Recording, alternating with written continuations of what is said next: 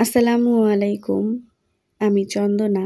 আশা করি আপনারা সবাই অনেক ভালো আছেন এবং আমিও আলহামদুলিল্লাহ অনেক ভালো আছি। আজকের এই ভ্লগ ভিডিওটা অনেক পুরনো।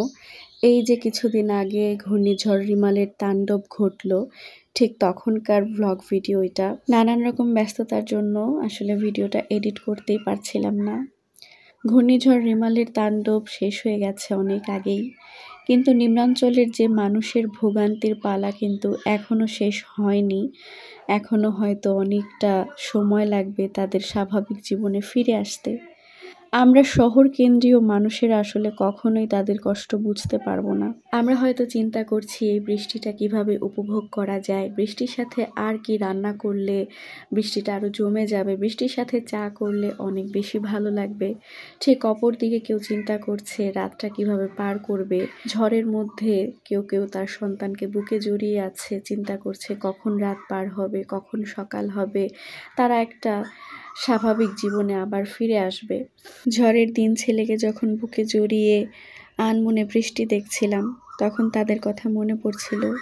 তারা হয়তো চিন্তা করছে তারা কিভাবে পরবর্তীতে তাদের সন্তানকে খাবার দিবে, অথবা তাদের বাসস্থানের কথা চিন্তা করছিল। আবার এই ঘূর্ণিঝড়ের তাণ্ডবে কিন্তু অনেক অনেক মানুষও মারা গিয়েছে, আবার অনেক মানুষের অনেক ধরনের ক্ষতিও হয়েছে। যাই হোক, আল্লাহর কাছে দোয়া করি আল্লাহ তাআলা সব মানুষকে একটা স্বাভাবিক জীবনে ফিরিয়ে দিক।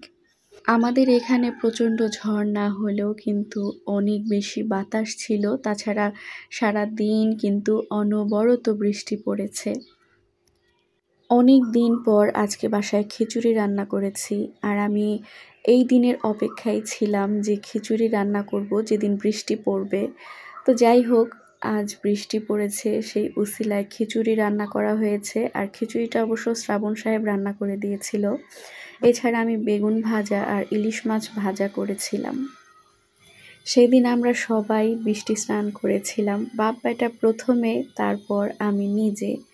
আর সব শেষে খাওয়া দাওয়া সব মিলিয়ে আলহামদুলিল্লাহ। আর মন প্রাণ থেকে তাদের জন্য দোয়া করছিলাম যারা এই ভয়াবহ ঝড়ের মধ্যে আটকা পড়ে গিয়েছিল, বা যাদের ঘর বাড়ি ভেঙে গিয়েছে, যাদের সন্তান নিয়ে একটা বিপদে পড়েছিল, সবার জন্য কিন্তু মন থেকে একটা দোয়া ছিল।